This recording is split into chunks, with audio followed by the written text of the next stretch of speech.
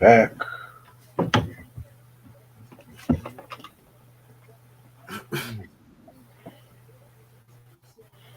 Hmm.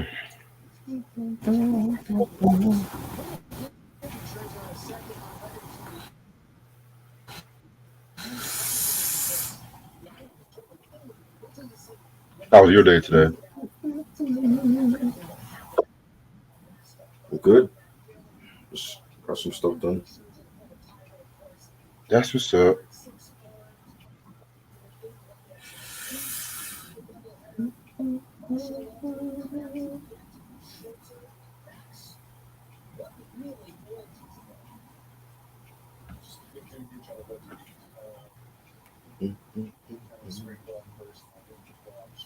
What's up, everybody in the chat?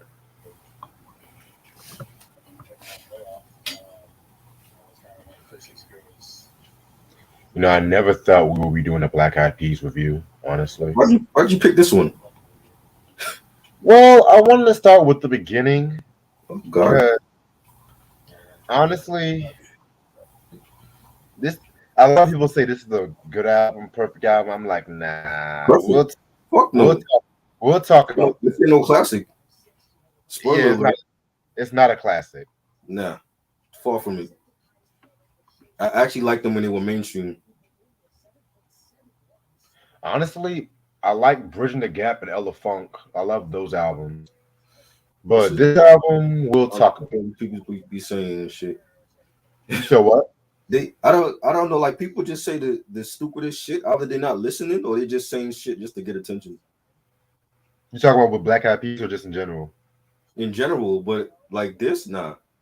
They wasn't even known back then when this shit dropped. They weren't. They were just the fucking peas. You gotta add seasoning before you become black eyed peas. Right. You know. But I wanted to do something different anyway, so I was like, fuck it. Don't worry. I Ella definitely Funk wasn't will fucking with them when this dropped. yeah, Ella Funk will be talked about at some point. I was That's no actually that was my favorite Black Eyed Peas album, spoiler alert. they was not on my radar when this shit dropped.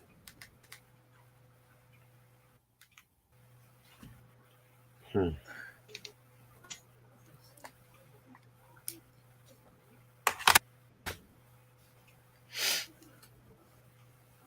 Man, if I had a long day. Jesus. Like they were like some fake ass Tribe Called Quest, fake ass Far Side with this.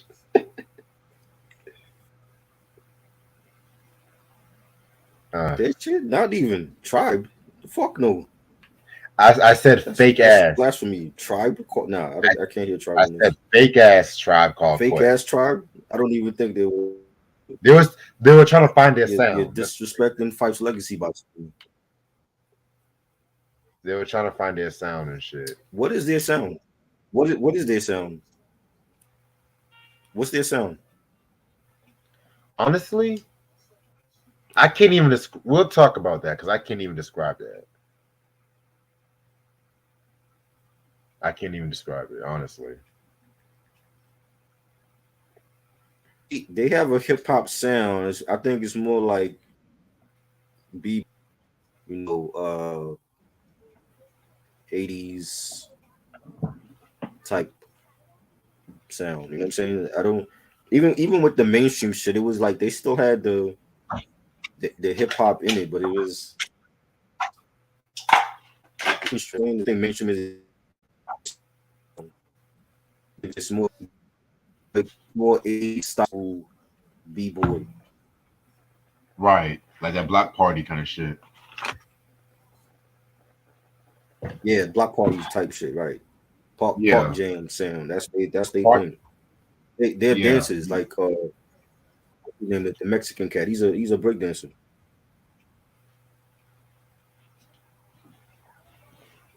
that I did not know. So that's interesting. Yeah, yeah, he's a break dancer.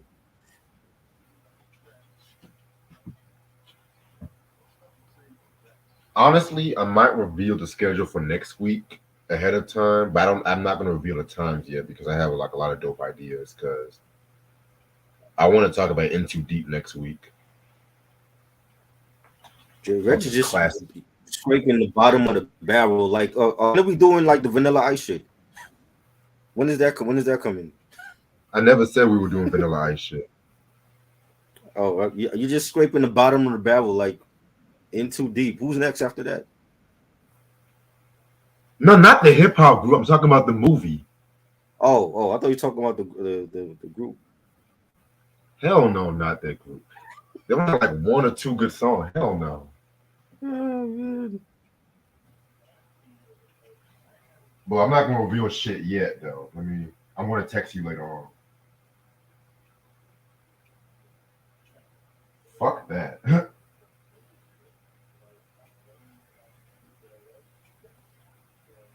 I didn't even know you fucked with In Too Deep. I don't. I know them, but I don't fuck with they shit like that. Ah, What are artists that I know of? I just don't fuck with them. shit, you said Vanilla Ice, nigga. This is hip hop, nigga. I'd rather Like talk I about want to see how low you're gonna go. Like you said, In Too Deep. I'm like, what? What's next? I'll see it. I'd rather talk about Drake than Vanilla Ice. Hey, that's a step up to me. Well, take care, Drake. That is a step up from Vanilla Ice.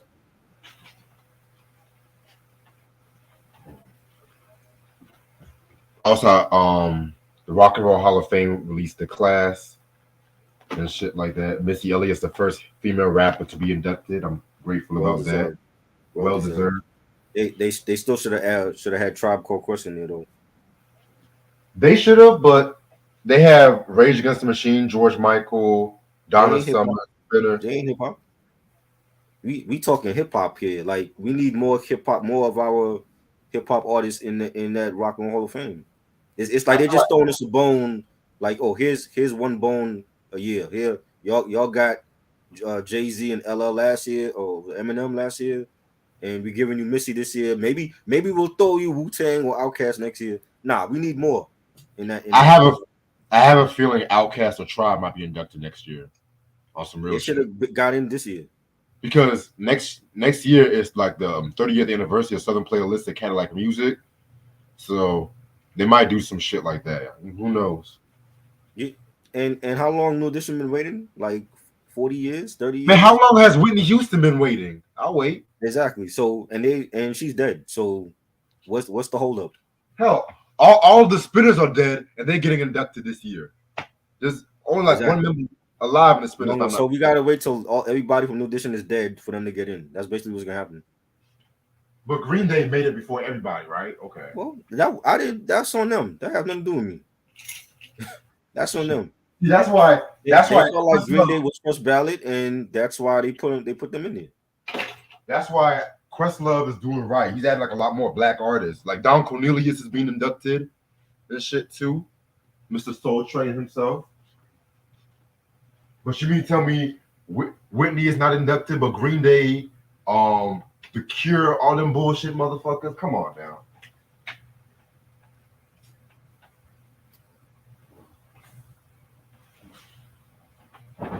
Who else? Isn't Coldplay in the Rock and Roll Hall of Fame too or not? No, Thank God. I love Coldplay, but they're not ready to be in there yet. Well, you like Coldplay? Yes, Why is the rock artist I hate you like and shit? because I'm not into heavy metal. You like the heavy metal shit. I'm not into heavy metal. Nigga, I'm not always into heavy metal. I like Fleetwood Mac.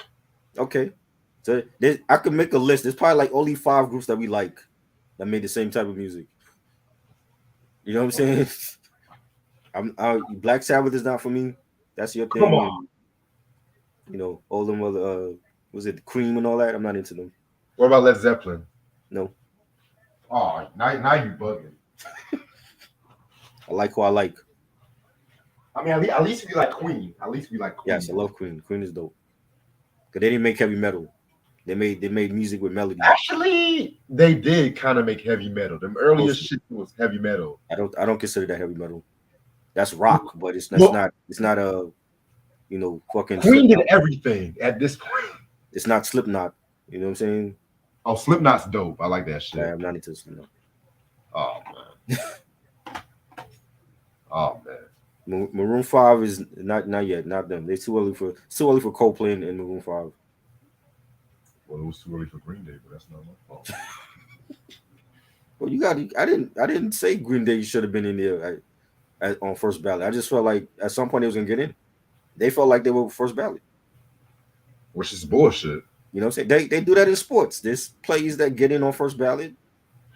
You know, I don't think Tracy McGrady was a Hall of Famer, but he got in on first ballot. Which is bullshit. You know, that's what they do. But how long has Whitney Houston been waiting, right? But they got to you got to complain to the committee of Rock and Hall of Fames. How long has Mary Wells been waiting?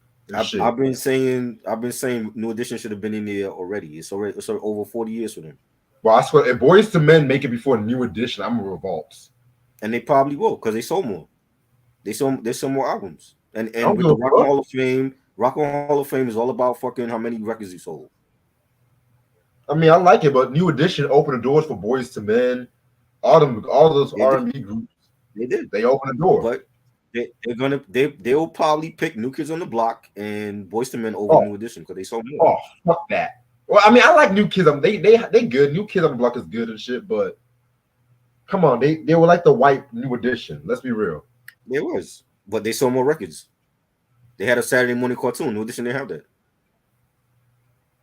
I mean, Kid and Play had a Saturday morning cartoon and shit. Well, they should be in there too, but they didn't sell. They was on a shitty label. Select Records was shitty. Oh yeah, you're right about that. You know what I'm saying? So when you look at these artists sold multi-million records and shit. They went on worldwide tours. That's why they're in there, and the impact that they had. Did you really know? No, you know. I've been listening to Whitney Houston a lot lately and shit. All the man I need. All the man I need. Who's that about?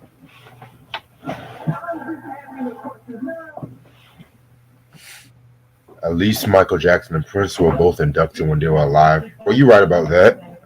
They had no choice. They had fucking no choice. Okay, I'm about to start this shit in about 5 more minutes. I just want to get this album over with.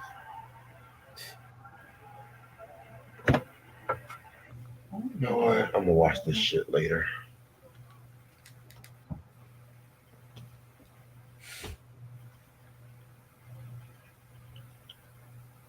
Shoot.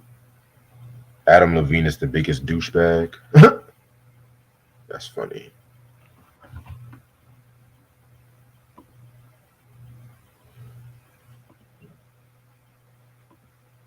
Now, don't be surprised they want to induct Aaliyah and shit too.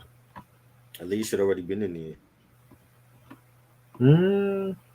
I'm not mad about that, but you don't think Aaliyah should have been in there?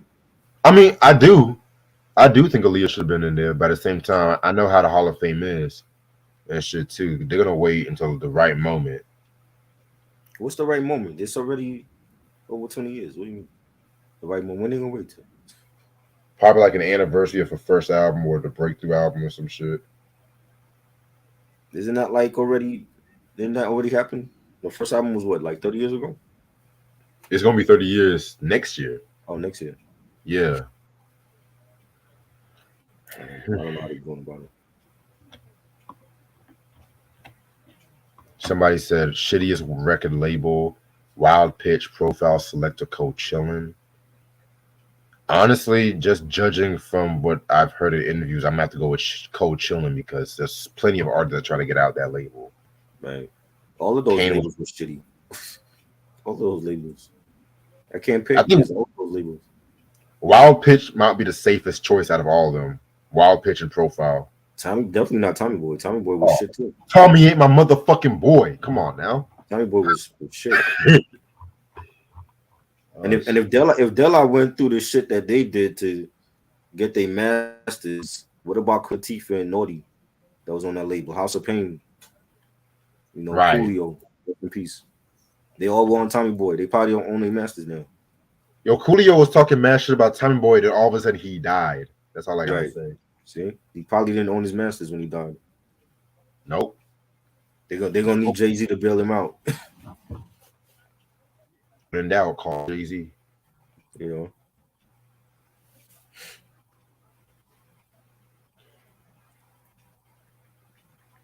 Hell, Nas. Come on now. Right.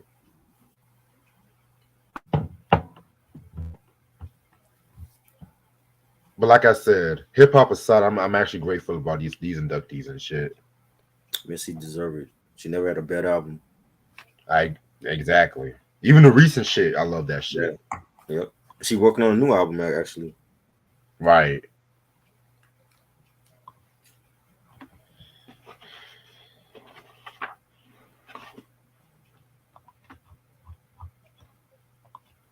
Okay.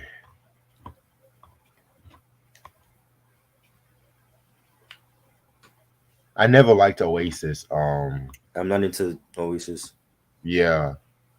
They are the most overrated rock group ever. Oh wow, we actually agree on something. Well, Wow. what did he well, I don't consider them rock, because I think they were more alternative. They're not a pure rock band. Depending on who you ask, but Right. I see what you're saying. I don't know the background with Noel, so I know him. I didn't like that bitch ass motherfucker because he tried to come for Jay-Z, talking about rock fans don't listen to hip hop, but Jay-Z had like the biggest selling glassed up whatever that fucking festival with the G Glass Cloud. Glass Cloud. Yeah, it grossed like broke records and shit, and he performed Wonderwall. Mm-hmm. Plus, they can't sing, so I gotta be real. Into Oasis. Come on. I wasn't into him. Q said, "What about Metallica?" I like Metallica. Try don't Not for me. care for them. No. Well, I like Metallica all the way up to the Black Album. Okay. All the way. I know a couple songs, but yeah. I know some people say that their new album is very good. Mm-hmm. I'll have to be the judge of that. What, you didn't hear it? It's not on your playlist yet? Because Metallica after 91 has been very hit or miss. So whenever they drop new shit, I'm not really in a rush to hear it as much as I used to. Even though they're still making like rock, right? You said what? They're still making rock music, right? I mean, if you want to call it that, yeah. Well, what is it if it's not rock? That shit with Lou Reed, I don't know what that shit was.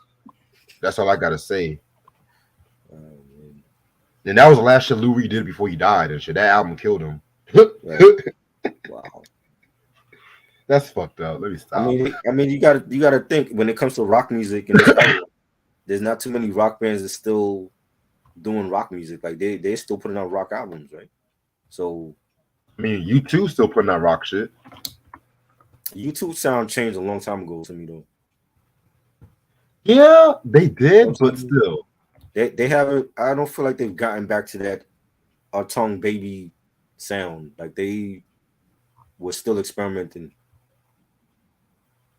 I know they're going on tours. They're going on tour soon or whatever. And look how many rock bands are like gone, or they're just touring just to tour. They're not making it like new. Like Rolling Stones is touring. They're not doing new music. You know what I'm saying? They recently lost a member not too long ago, so they did this year. I think last year they lost Charlie Watts, the drummer. Right. Yeah.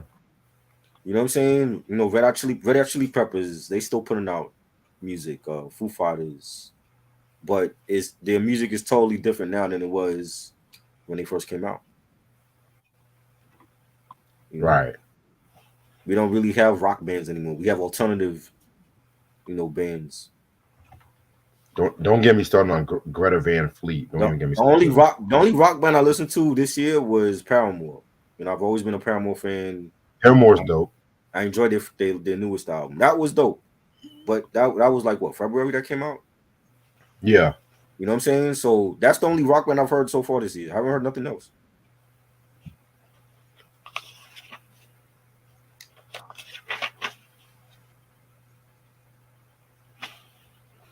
I'm ready to start whenever you are. Let's just get this over with. What's up, you two? How's everyone doing this lovely night? It's your boy Reg in the building. So glad to finally be up in this bitch. Boy, I got my homeboy Try with me. You know, You know, always disagreeing on music and sitcoms and shit. So I'm here for it. You know what I'm saying? All right. So this is a historic day and shit like that too. Because I never thought I would talk about this certain group on this channel, but you know what? It's kind of a slow week, honestly. After the whole top 100 R&B albums, I'm just like, you know what? Might as well. Fuck it. We want to talk about the Black Eyed Peas with Behind the Front. This album came out in June 30th, 1998 on Interscope, also under will.i.am's label, will.i.am Music Group. This incarceration of Black Eyed Peas consists of will.i.am. I always fuck up this guy's name. Apple the App. right? Is that how you say it? Yeah, yeah, yeah. Okay. And Taboo. Yeah. Pre-Fergie. All right. So singles album was known for are Falling Up, Head Bobs, Joints and Jam, Karma, and What It Is. Featured guests include Sierra Swan, Planet Swan, Don Beckman, Ingrid Dupree, Kim Hill, Einstein Brown, Red Foo. What the fuck is up with these names? Red Fool Um. is from LMFAO. Oh, he's Barry Yeah, Gordy's. He's related to that's his Barry son. Gordy. Yeah, Okay. Damn, how many children this motherfucker got? Macy Gray, and that's it. All right, so Black Eyed Peas. Black Eyed Peas. Where do I even begin with this group? I just want to say one thing. I'm not in the I hate Fergie bandwagon when it comes to this group. You know what I'm saying? Because there's a certain fan base, two fan bases when it comes to Black Eyed Peas. There's they liked them when they were doing the organic shit, the organic hip hop, and then they like the Black Eyed Peas when the party, the let's get it started, that kind of Black Eyed Peas. hmm But somewhere in between, there's somebody who just likes them just by the experimentation. But you know how we get down. Since it's the first time we're talking about them, how did you get into Black Eyed Peas? I used to see the video for Joints and Jams on Rap City and um the other joint there from the second album, the one that Primo did. I forgot the name of that joint. But I didn't get into them until like way later. That's just like '04, '05 when Let's Get It Started came out. Cause that was the theme song for the NBA Finals that year in '04. That's why they kept playing. They had did like a NBA promo commercial and they were playing that. And I used to see that video all the time. And when My Humps came out in '05, that was a big hit. Once they added Fergie to the group. And I know Fergie, like I was saying last night, I know Fergie from Kids Incorporated because she was a Disney kid. And she been on Disney when she was younger. And I used to watch that show when I was little. But I didn't realize it was her in the group until like years later that I was watching something and they did a flashback. She was talking about how she was on Disney as a kid. And I'm like, oh, I remember her. That's the show I used to watch, back in the '80s. And you know, um, they were very under the radar when they first came out. I didn't. There was nobody talking about them. They had more of a underground, fan base. And there's not too many times where I can think of where in rap the artists got better once they went mainstream. They got better once they went mainstream, and it's Right. all because of Fergie and the production and everything went up a notch. It was almost like looking at the Fugees with their first album, Blending on Reality, and seeing how bad that album was, and then they took it up a notch with the score. It was almost like watching a different group, and that's how it was with the P's. It was like they totally changed their look from the dreads and the clothes they were wearing, and it was they were more like they had like a new look for them. You added Fergie, who is talented as well, and that's when people started to notice when they came out with "Where's the Love" with Justin Timberlake. That's the song that really people started to check that. Even though I wasn't even with that song. I remember it, but it was like I didn't really care for it. They played it too much, but it was a big hit, and I think from then on, that's when they people really started to check with him, and they were coming out with that, and coming out with Boom Boom Pow, and Let's Get It Started, and I Got a Feeling, all those songs. This is the only Black Eyed Peas album I have. This is the E&D, and I got this was a Christmas gift in Oh wow. I want to say it was 2009, 2010 that I got it, and it's a good album. You know what I'm saying? Like I said, like I prefer the Peas when they were mainstream because I think they just came out with better music at that time. They had better albums. Ella Funk was one of their best, probably their best album. Monkey Business, Yeah. the E&D, um, yeah, I want to say like those three with Fergie were like their best stuff. Right, they had like a huge, like they could do a verses right now, and there's not too many groups that would beat them. For those songs that they had were huge. You know what I'm saying? Like once you have hit songs like that, like smash hits that they go beyond the realm of hip hop, and it's in commercials. They I've seen iPhone commercials with their stuff, Right. and in the NBA not playing everybody. They select certain artists for their commercials and to promote the NBA finals and playoffs, and they had the Black Eyed Peas front and center. You know what I'm saying? Like that's huge for a hip hop group. Their songs has been in movies and on soundtracks, so there's not a lot of groups, like it or not, that will beat them in the verses right now. You know what I'm saying? And that goes to their label. I know at the time they were on A&M Records. You know what I'm saying? They switched to Interscope, and Jimmy Iovine, a great legendary executive in the business, and he saw the potential in them, and he ran with it, and they promoted the shit out of them. You know what I'm saying? It's like every when they were in their prime, when they had Fergie, like every hour they were MTV was playing something from them. You know what I'm saying? And that's I got into them late, like 04, 05. I can't think of any other artists like that where I got into their stuff late for hip hop. You know what I'm saying? Other genres maybe, but for hip hop it's like that I got into their stuff really because I didn't really care for their stuff in the beginning, when Same. when they first dropped.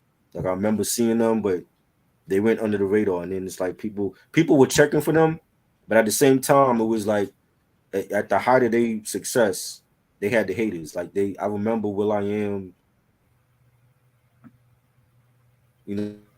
complaining that they fans felt like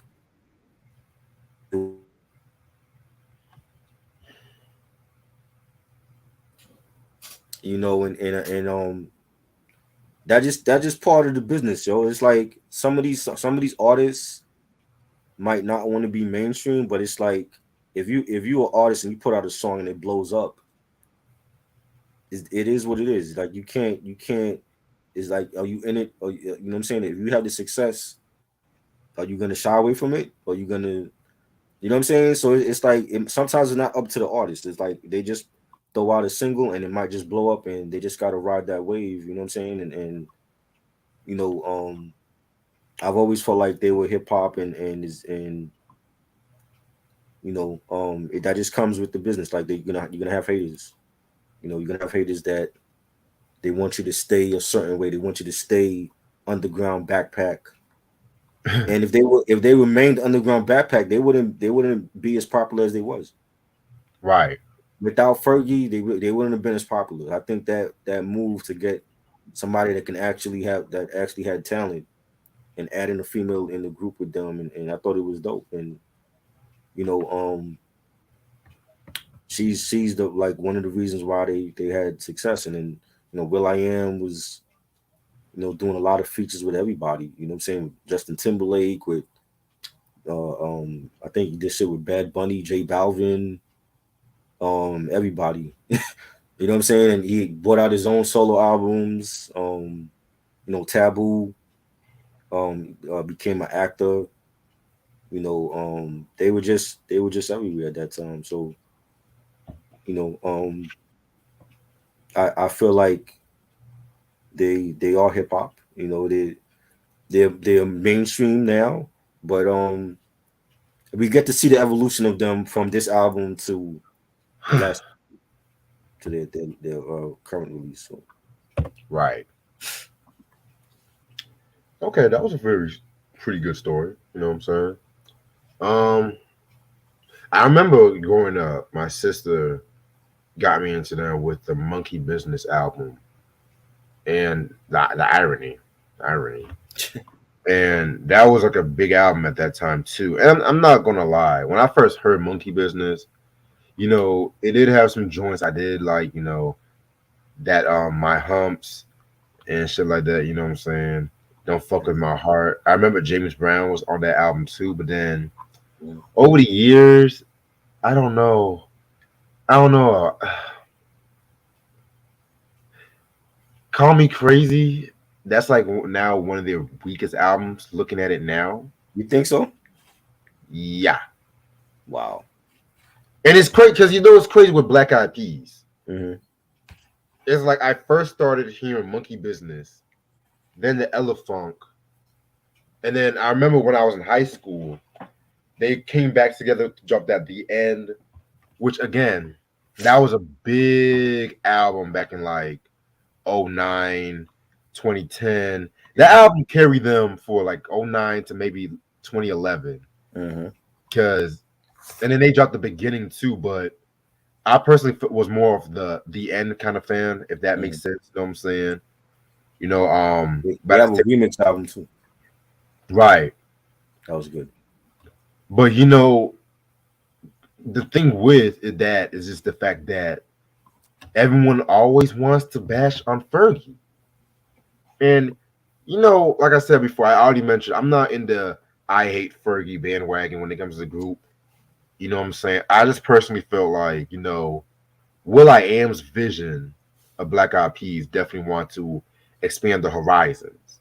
Right. You know what I'm saying? And when it comes to producing, will.i.am, he's not among my favorite producers and shit like that. Because I don't really necessarily call him a hip hop producer.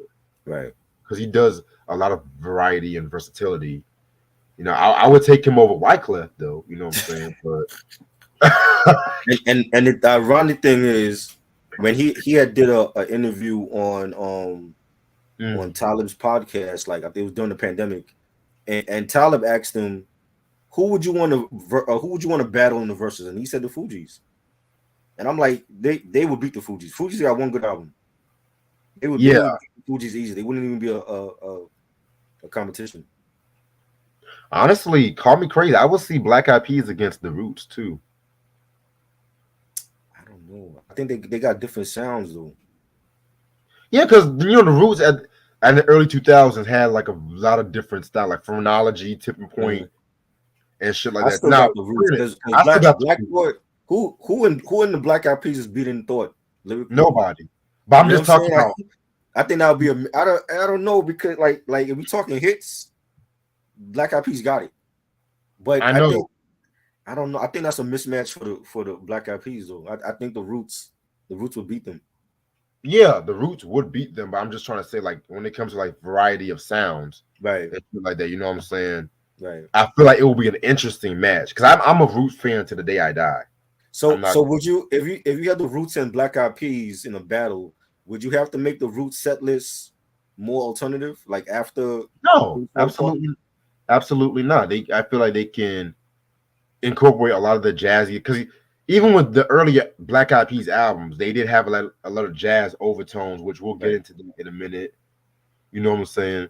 Both Roots and Black Eyed Peas, you can tell, were influenced by native tongues and shit like that too. You know what I'm saying? Right. But I'm a Roots fan to the day I die. Same. I'm just saying, I can see them battling Roots over the Fugees because Right. everyone say, "Oh, the score is the score, the score, the score." Yes, the score, great album, What's after? classic album. But What's if after? you exclude the solo albums, Mm-hmm. they ain't got shit. They would have to, they would still be doing, when the Black Eyed Peas would still be doing hits from their albums, and then Lauren and Wyclef would still be doing shit from their solo albums. I think it would be a mismatch. Meanwhile, Pros would be in prison and shit. And probably be in prison watching it on closed circuit TV. You know. Oh shit, let me stop. But yeah, I definitely wanted to talk about them because I definitely just wanted to get this shit out the open about Black Eyed Peas because they are very talented. I'll give them that. You know, if I want to have a fun time, I would bump them and shit like that too. But no one really talks about their early Black Eyed Peas. So, what better way to start than today? All right. So, for those who don't know who the Black Eyed Peas are, they were a hip hop, dance, pop group, whatever you want to call it, that pretty much formed in 1995. Originally, well, scratch that. Let me stop. They met. They were friends in high school. You know what I'm saying? Like, and one time, like during like 1991, you know what I'm saying? They were performing. They were performing and shit like that too. And they were performing at David Faustino's club called Ballistics. David Faustino, Bud from Married with Children. Yes, he had a club and stuff like that too. And he was a rapper in real life too. But that's another story for a different day. So Easy E pretty much caught their show and he loved what he heard and he wanted to sign them to Ruthless Records. And he changed the group's name to Atban Clan. And the original first album called Grassroots, irony, was supposed to have been released in 93, but it got shelved. But you know, they had a few promo singles here and there, you know what I'm saying? And the production team, DJ Motivate and Will 1X, you know what I'm saying? They were known as the early incarceration of Black Eyed Peas. Nice. He had a cat named Mookie Mook. What is up with these fucking names? They were trying so hard to be different. Okay. He left the group in 95, and at the same time, the contract for Ruthless Records fucked up because Eazy-E died of HIV and AIDS, but notice when I do this shit. So and Will 1X changed his name to will.i.am. So will.i.am and Apollo App, you know, they formed a new group called the Black Eyed Pods. And this is when they incorporated Taboo and Kim Hill. Now, Kim Hill was the first singer of the group, you know what I'm saying? She was before Fuji and shit too, you know what I'm saying? So, and you know, they were trying to incorporate their sound. You know, they performed with a live band. You know, they had that conscious kind of sound. You know, think like I said, and then this is why I say they were very influenced by like native tongues. Mm-hmm. I'm not saying they're like Tribe or De La. I'm not saying that. I'm just saying they were influenced heavily. Right. And you can tell with this fucking album and shit too. Mm-hmm. You know what I'm saying? When was the last time you ever saw will.i.am with like dreads like that? Like let's just stop. I almost forgot he had dreads. It's been years. Because he hasn't grew his hair back since then. Hell no. Nah. So I almost forgot they had dreads. Hell fucking no. Nah. Even Taboo cut his long hair off. He don't even have that long hair no more. Oh, I forgot that. I did not even recognize this nigga at first and shit like that. I was like, yeah, Taboo. Once he started acting, he cut the long hair off. Right. So, like you mentioned before, they caught the attention of Mr. Jimmy Iovine because at the time Interscope Records was at that label at that time too. You know what I'm saying? So, got them a deal and they dropped this fucking album. You know what I'm saying? Behind the Front. And a little known fact with this album, most of the tracks was demos for the Grassroots album. But yeah. which they added Taboo, had to add his verse because he was late addition Right. to the fucking group and stuff too. So you know what I'm saying? And this is the only studio album to have a parental advisory sticker on it. The only Black Eyed Peas album with a parental advisory. And they were barely cursing on this album. They wasn't into cursing, so They were barely cursing. that's crazy. Oh shit. Oh, this album's Did not gonna be know funny. that. Yeah. This album's gonna be funny. Okay. So now we're gonna get into the Tribe Called Black Eyed Peas. They have 16. You laughing at me? Never mind. I thought you were laughing. I was. They have Oh man. they have 16 tracks on this album. You know what I'm saying? Which honestly is way too fucking long. I don't even think Tribe Called Low in Theory has 16 tracks and shit.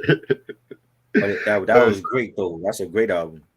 That's a classic album. I'm not denying that. Not denying that. All right.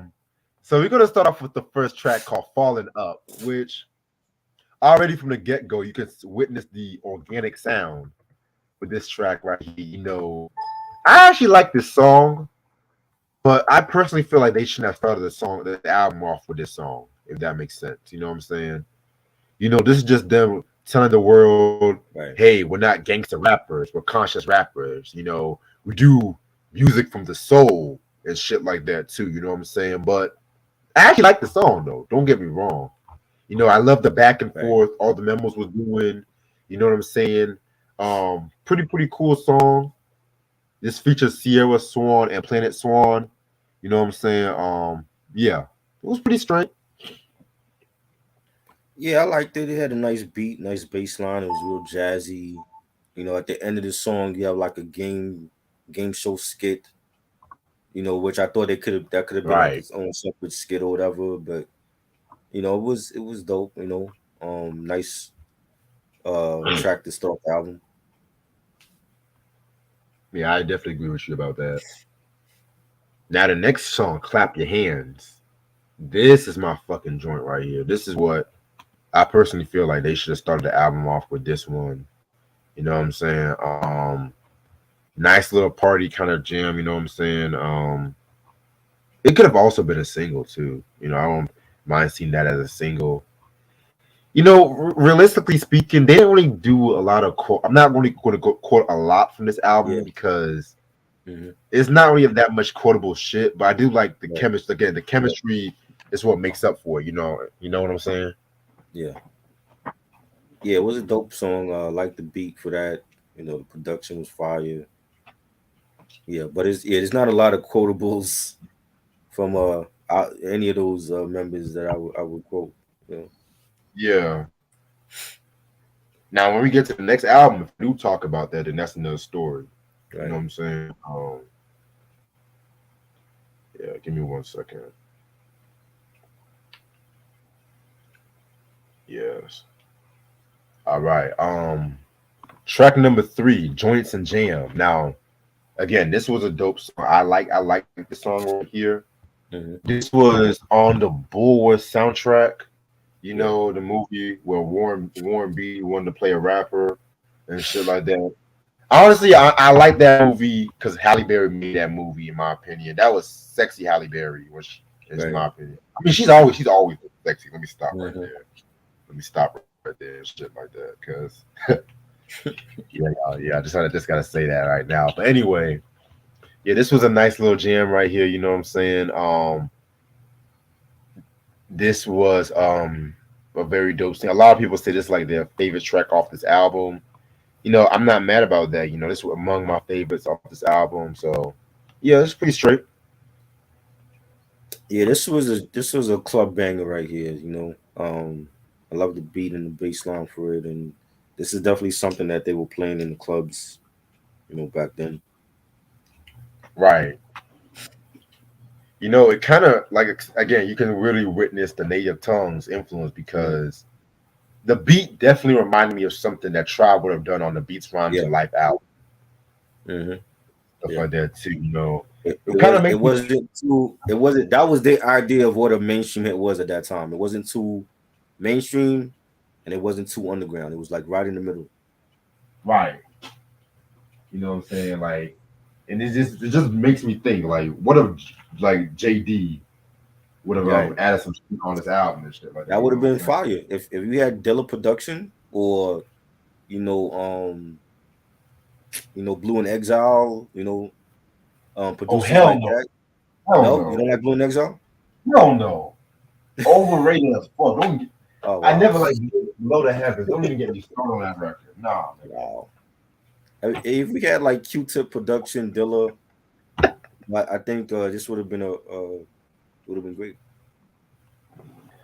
Yeah, man. I hear what you're saying, but yeah, I never liked Blue and Exile. It was that weird era when everyone was on that album talking about, oh, this is like a great hip hop album. This is just as good as Illmatic. I'm like, stop right Mm, there. right. Stop right there. Stop. That's what underground hip hop. Sometimes I love underground hip hop, but I hate underground hip hop at the same time. It's just like, Right. oh Lord, everybody wants to make it Illmatic and shit, but oh, I forgot to talk about the producers. Will I Am, Paul Poli, Silos, and Brian Lappin. I don't know if I'm saying a lot of them names right, but fuck it, you know. All right, but I had to get that rant out the way. Mhm. Track number 4, The Way You Make Me Feel, featuring Kim Hill. No, this is not a Michael Jackson cover. You know what I'm saying? This was a pretty straight song. You know what I'm saying? It's like a nice vibe. You know, a nice vibe and shit like that. You know what I'm saying? Like Right. not a. That's the thing about this whole album. It has like a vibe to it. You know, so Right. that's alright. Yeah, I it has a neo soul sound to it. Really nice beat, nice vocals on the chorus.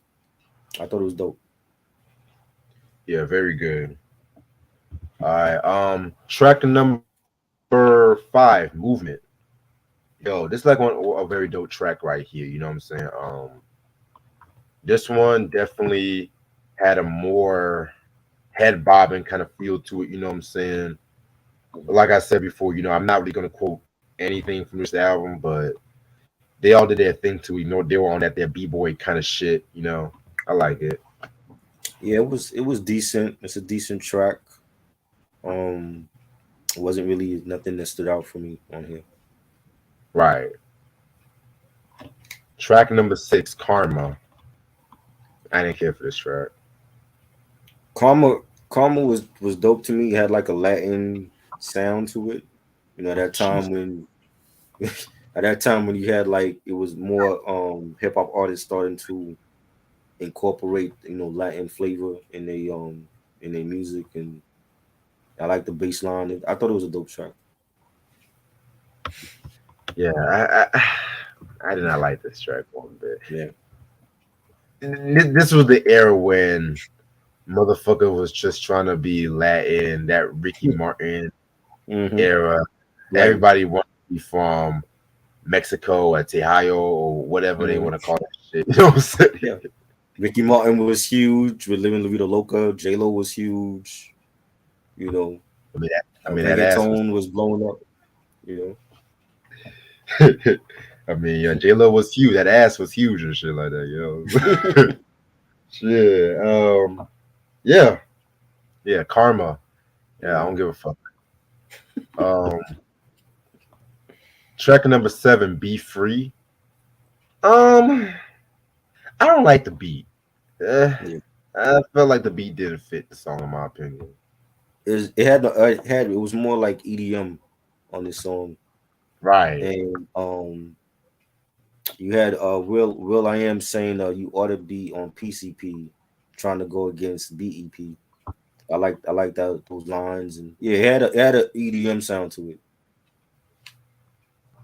Yeah, I mean, it was EDM before EDM, if that makes Right. sense. Yeah, they didn't call it EDM back then, but All right. Next track, Say Goodbye. Now, this is actually my favorite track off this whole album, believe it or not. It was more like a political track right here. They're talking about like it had like a Y2K feel to it. You know what I'm saying? And what I got from this track right here was the fact that even though the end is near, people need to wake up and realize what's going on in the world today with police brutality. They were talking about Rodney King, Mhm. Reginald Denny, for the whole LA riots and shit like that too. You know what I'm saying? Then once you get to the second verse, they're talking about how segregation, and how when it comes to education, there's different length to how certain kids of color don't get the same education advantages as like the white people and whatnot too. You know what I'm saying?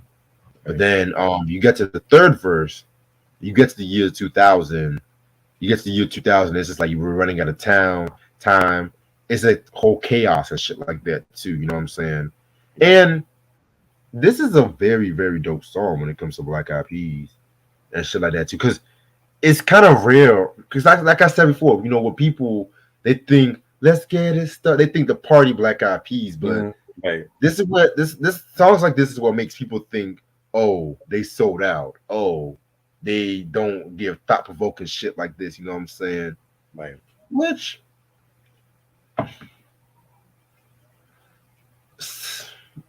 selling out.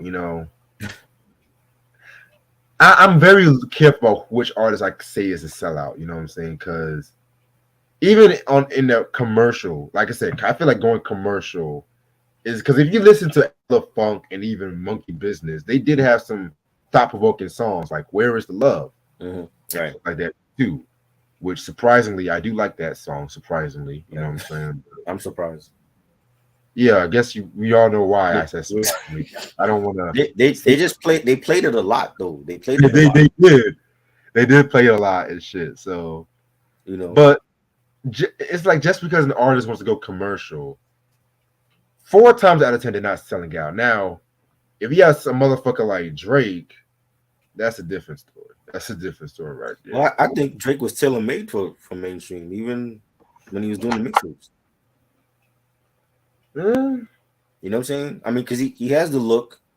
He's harmonizing as well as rapping. So it's almost like, and even with him, it's like there he has his haters, but he's still killing. He's still killing the game. He's still on top of the charts. He's done a lot of stuff with well respected artists that we love. You know what I'm saying? So how could he be bad if he's getting all that respect from Fonte and Little Brother and you know well, Jay-Z and you know what I'm saying? I would even say Ja Rule's a sellout. Shit.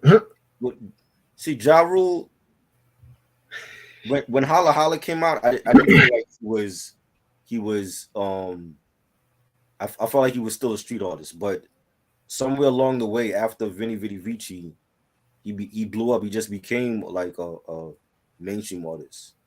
But I don't know if Gotti had already wanted to go mainstream like that. But I felt like with every album he became a mainstream artist. So I don't feel like he was like that on his first one.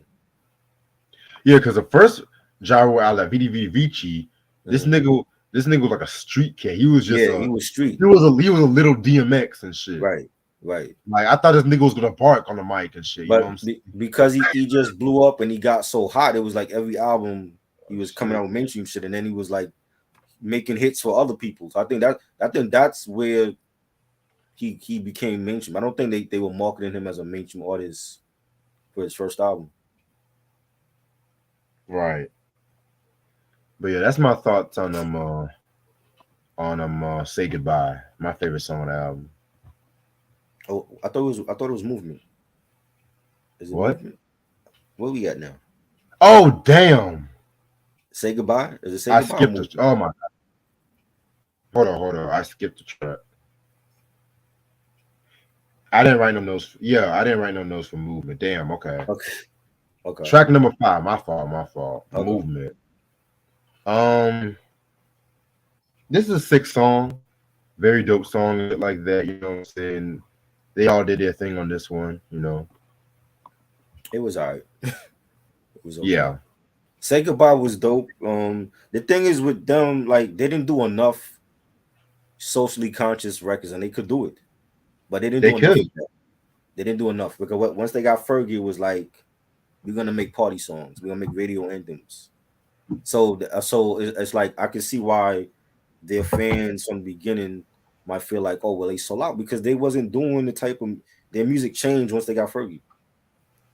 You know what I'm saying? So they went from doing songs like Joints and Jams to, you know, um, I Gotta Be and Boom Boom Pow and shit like that. You know what I'm saying? All party anthems was their thing. That's why they were selling. It was all about partying and you know what I mean? And they didn't do enough of those socially conscious songs, or even though they could do it, but that's why people feel like they sold out for the mainstream. But I thought it was a good record. Yeah, definitely. Damn, how could I skip those songs? Okay. Track number 6, Karma. Um, wait, we already talked about Karma. We talked about that, Okay, yeah. we But talked we, about we had Karma. skipped we had skipped the movement though. Okay, yeah. So track number 7 is Be Free. Right. And we did that. I did not like that beat to that. Yeah. That was the EDM shit. I ain't careful. Okay. We Yeah. talked about Say Goodbye. Yeah. All right, then track number 9 is Duet. Right. Featuring Red Foo. This is a good song, you know what I'm saying? Do the way how they use do it is like I like the way you do it when you do it. It's like a play on word that makes sense, you know what I'm saying? In terms of wordplay, I do like it, so that's the win for me. It was alright. It wasn't one of my favorites. Right. Next song we got is Communication. This one was okay. You know what I'm saying? It wasn't. Had a dope beat. Yeah. All right. Track number 11, What It Is, featuring Kim Hall. Very dope song in my opinion. It used a classic 80s R&B sample. You know what I'm saying? Which you guys probably heard. Plenty of times. Snoop sampled that song a couple times too. So, right. Yeah, man, very, very, very dope. It had definitely had that like that block party kind of feel to it. You know what I'm saying? So, Right. yes, sir. Yeah, it was more like a G-Funk Parliament type of track. The beat was dope and you got like some flutes on it. It was good. Definitely. All right. Next track is Kid Sis. You know what I'm saying? Very, very, very cool song right here. Again, Latin flavor songs right here, but it is what it is. So I like it. It's a nice beat. It was dope. Yeah. Track number 13, A8. Didn't really care for this one too much. I didn't care for this. Yeah. Then we have track number 14, Love Won't Wait, featuring Macy Gray. Macy Gray. This was like when she was first starting out. This one was okay. It had a nice beat. Again, a nice beat you can vibe to. You know what I'm saying? So, and definitely need to get some Macy Gray. I need to get her first album at some point. You know what I'm saying?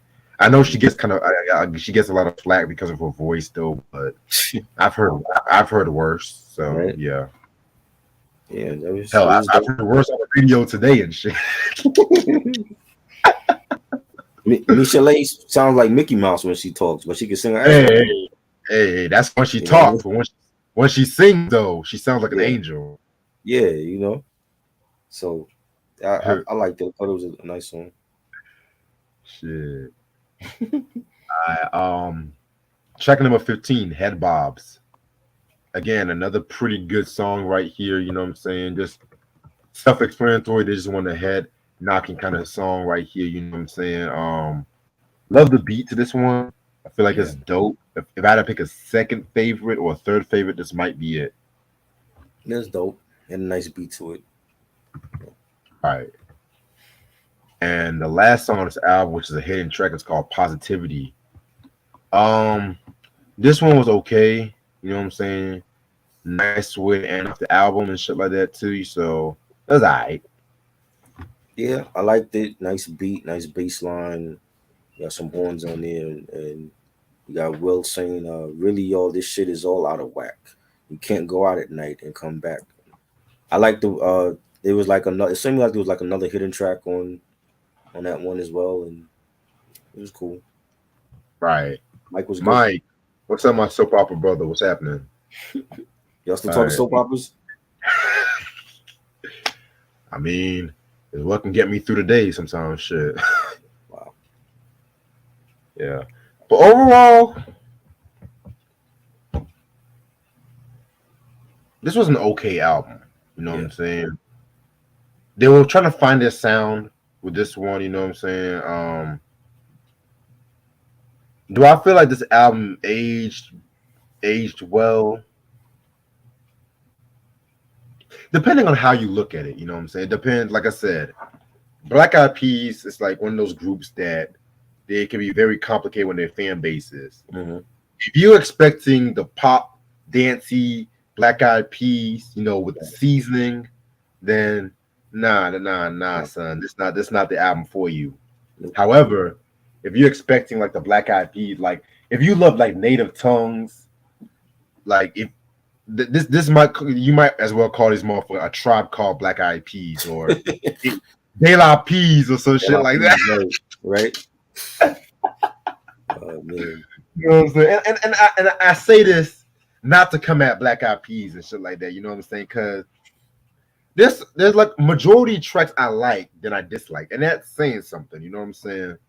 But at the same time, I do feel like the second album, the Bridge and the Gap album, is way better. Which, Mm-hmm. if I talk about that one day, I'll talk about it. But Black Eyed Peas is not in my mandatory list when it comes to reviewing certain artists and shit too. Right. Nothing against them, but it's just the shit how shit stands. So Right. I'm gonna give this album a solid 4 out of 5. Wow. This is Slum P Village right here. You know what I'm saying? Yeah, they fan base, they might be they might possibly have like two different fan bases. They have the underground fan base, and then they have the mainstream pop fan base. And those two fan bases might not get along because when you listen to this album, it is a totally different group compared to later on down the line when Fergie joins. And for 16 songs, it was a lot of filler tracks. Right. Not a lot of this stuff didn't stand out except for like, joints and jam and the way you make me feel, say goodbye, what it is. Those to me were dope. Everything else to me was just filler. You know what I'm saying? I don't think they didn't find their sound. They were still finding themselves as artists. Yeah. You know what I'm saying? And I think, all the credit goes to Jimmy Iovine for, giving them a new look and adding Fergie and changing their sound, and it worked and they blew up. Right. You know what I'm saying? And so, and even for myself, like I wasn't a fan of them at this point. Like I said, I didn't become a fan until like 04, 05. That's way down the line after this album. And but I mean, for the diehard Peas fans that started with them from the jump, they're gonna love this album. Right. For me, it's three mics. You know what I'm Listen, saying? It's not one of those albums that I would play often. I would, if I had this album, because I only got one of the albums. If I had this one, it would just be like once in the blue. I wouldn't play this often. yeah. You know. And I'm the same way too, because if I want to like light some incense and just vibe out, then this is the album I would listen to. You know what I'm saying? Right. But like I said, I feel like Bridging the Gap was 10 times better. Well, I would say 5 times better. Let me not get ahead. Let me not get ahead of myself. Right. But yeah, man. This is a very interesting review. Definitely want to do something different and shit. They definitely don't. I don't even feel like. I mean, they definitely have different. I mean, now they're doing like reggaeton shit, so it's like their sound has changed again. Right. You know what I'm saying? And I don't know if they're following the trend or whatever, or if they, you know, if will.i.am decided to like, yo, we need a new sound. Fergie's gone. I think they got a new female in the group now. Yeah, And but their sound is different even now in 2023 compared to when they were doing the Ella Funk album, Business, and definitely. All right. So we literally an hour in. I'm gonna stay on for maybe a good 7 more minutes and shit like that. Got a few announcements I want to make and shit. You know what I'm saying? So this Friday at midnight is gonna be the Honeymooners review and shit like that. Too. I've been watching Honeymooners like literally all day today nice. and shit too. You know what I'm saying? So the last episode's the classic 39.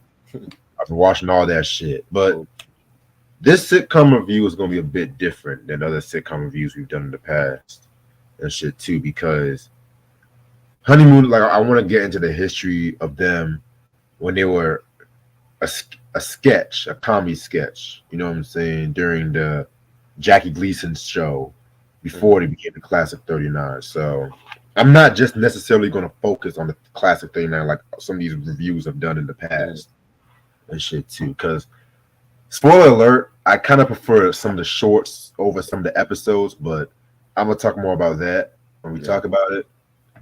And then I know after we do honeymooners and shit like that, that Saturday it's gonna be Gloria Gaynor with the Love Tracks album and shit too. So that might be a pretty short review because I might go turn up on Saturday since surprisingly I'm off on Saturday, which I'm not complaining about. So I might hit some clubs and shit like that too.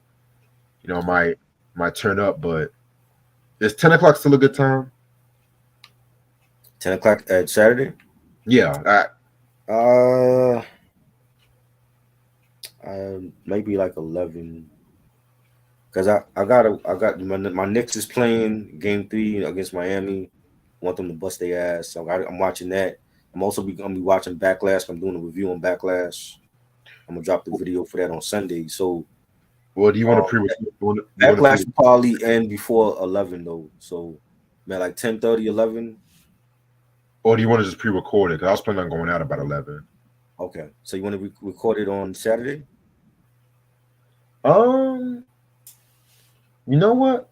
Saturday afternoonish, we can probably do that. Okay. Yeah. That's cool. Yeah, man. You can probably pre-record. Yeah, Mike. If you want to join me for the review, I'm doing like every WWE pay-per-view this year. So I did WrestleMania 39, Backlash is the next one, and then Night of Champions. So I'm gonna be doing like each review for those this year. So got you. All right. Now I can tell you next week is gonna be pretty interesting because I want to do some hard-hitting albums. I know that Sunday is gonna be Shalimar with the Look album, which that's the new wave album. So I'm gonna spoiler alert. That's my least favorite album from the Howard. I never heard it. So anything after the Friends album, I didn't hear. Oh, so you didn't hear that one? Okay. Nah. All right. Well, I'm gonna say it like this. That's my least favorite. I have to re-listen to it. You know what I'm saying? Because I'm not gonna say it's bad or good. I'm just gonna say so far it's my least favorite because new wave. I like new wave, but when certain artists do new wave, it can go left or right. But we'll talk. I'll listen to that one over the Mickey Free Shalimar era. And like I said before, if you guys want me to do the Dancing in the Streets or the one from 1984, that's a donate.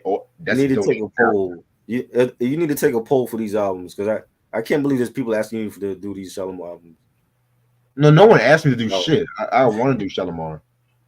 Nobody asked me. All of the albums? You're doing all the albums? I'm not doing. I'm only doing the last one. Is going to be the deal or the look, whatever that shit is. Okay. What year was that? 1983, 1 year after Friends. Wow. Yeah, cause I know Mother's Day is the Jody Watley double review, which my homeboy CD Galore donated for that one. I didn't get paid for that yet. CD Galore. He donated. He sent it to the Cash App. I didn't get my money yet. So No review right now until I get paid. I mean, don't you have Cash App or Venmo or PayPal or some shit? I didn't. The whole point is I didn't get paid yet. So once we both get paid, then the review is on. That's how that go. Well, I got the money. Do you want? Do you have PayPal or Venmo? PayPal? Oh, you got the money already. Cash? Okay, you sent Yeah, you the I money got. already. I Okay. already got that. Like I said, I got No, the money. you didn't tell me, so I didn't know. I just kept Yeah, hearing nigga, Jody I Watley. said I put it on the group me and shit. I didn't. I don't be on the whole time. I probably like got when I get in there. It's always BJ asking me something and then I leave. I don't stay there. So I, I put it on the community tab too. Okay, I don't read the community tab, so I don't. Jesus. See, Sometimes I read it. I don't read it all the time, but she said sometimes. like if I'm on YouTube on my phone, I can see it. Like on when I watch YouTube on my Fire Stick, I don't see the community tab. Got you. Okay. Because But they don't have that feature yet for Fire Stick. So yeah, which sucks, but yeah. Yeah, man. But CD Glow already paid. Oh, For okay. that review. So it's Jody Watley first album and then the second one. Yes. Okay. Then after the Jody Watley, then it's gonna be Mariah Carey from 1990 to 2005. That's gonna be some funny shit because some of those albums was not good. I already know you love glitter, and that is going to be bad. Well, I'm debating if I want to talk about the movie and the album, but I'm debating. Oh God. I'm debating. The movie's a skip. Skip the movie. The soundtrack wasn't great either, but the movie was worse. You gotta stop dissing my soundtrack. That's one of Mariah's best albums. That might be the only soundtrack that I don't like that you like. Really? But we usually like the same soundtracks. I don't like that soundtrack.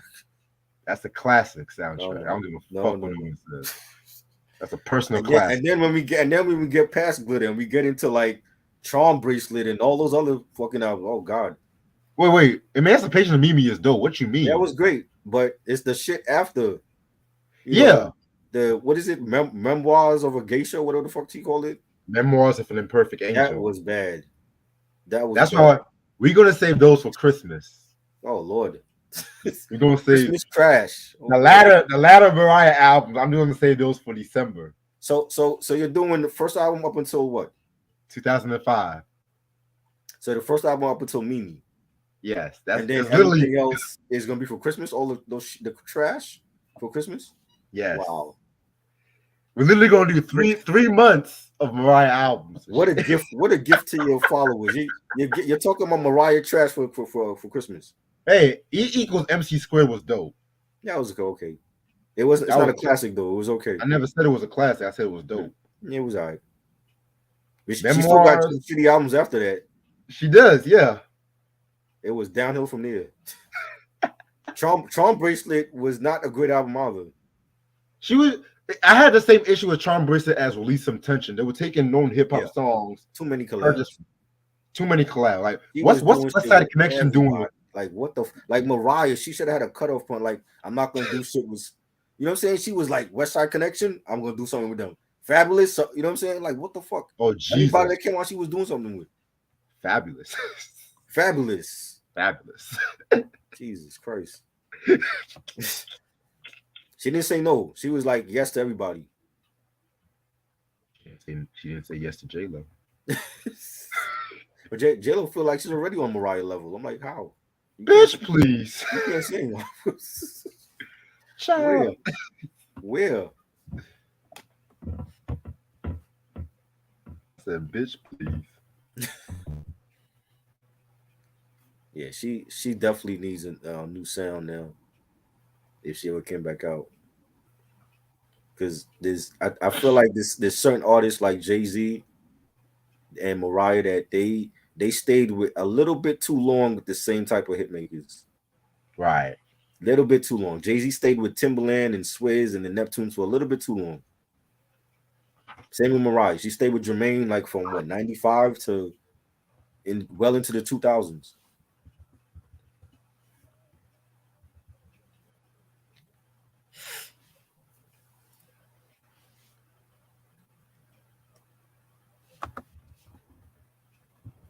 Yeah, certain albums I cannot wait to talk about. Like, I know I did a reviews on the Self-Titled and Daydream a while back, but Yeah, I'm gonna re-review those motherfuckers. Daydream was great. That was a great album. Of course, I enjoyed it. it's a shame that she lost Grammys to Hootie and the Blowfish, but that's another story for a different Right? day. But that's that one year she got nominated for like Oh, 15 Grammys or something. I only want to be like that's who she lost. That's who she fucking lost to and shit. Yeah. Oh, speaking of Grammys, I'm gonna film my hip hop Grammy show. It's a new show I'm doing called Do You Remember When the I don't think of a name yet, but I'm going to examine certain Grammys, hip hop Grammys, and like the best rap album, best rap performance, certain years. Right. Looking back now to see if the Grammys got it right. You know what I'm saying? And then I'm working on another Why the Beef. This time I'm doing Lil Kim versus Foxy Brown. So stay tuned on that one. Thelma and Louise. Huh? Thelma and Louise. They still be. Yeah, Thelma and Louise. Appreciate the love on the Dallas one. You know, people show me some love on that one. Appreciate that. did you show your mom yet on that? I didn't even know you did it already. I thought I was coming up. That came out like 3 weeks ago. Oh yeah, well she got to watch it because she was into all that Who Shot JR and shit. You know, Patrick Duffy waking up from his dream and shit. Bobby Ewing. And that was a shit that Who shot Bobby, and then you see him in like the shower, like what? Well, technically, Bobby got ran over and shit like that by Pam's sister, but then all of a sudden it was a dream because Larry Hagman wanted Patrick Duffy back because it's the season. He was like he wasn't happy. He almost left the show twice. Wow. They were kissing that nigga's ass. He was the star of the show. He was like Urkel on Family Matters. You know. And originally it was supposed to have been about Bobby and Pam's love story, but like I said, he just told the show. Yeah. Yeah, my mom she didn't miss that on Friday nights. She was always watching it. My nigga went from I Dream of Jeannie to Who Shot JR and shit. And he took over the whole world and shit. Right? That's power right there. That shit got Super Bowl numbers for season premiere. They can't do that shit now.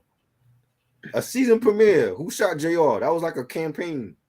You want to laugh? You want to hear something funny? When this nigga was on I Dream of Jeannie, he wasn't getting his royalties from I Dream of Jeannie. That's why he fought so hard for Dallas.